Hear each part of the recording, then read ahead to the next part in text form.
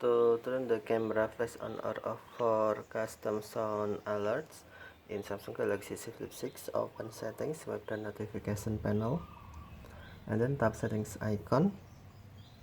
Scroll down settings screen, find accessibility,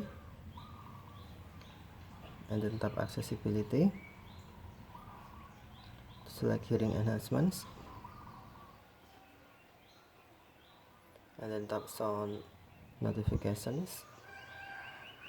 Tap open sound notifications, and then tap settings icon. Select ways to be notified, and then scroll down the screen. On custom sounds, like sounds that you have saved, tap camera flash switch until blue to turn on or touch it until gray to turn off.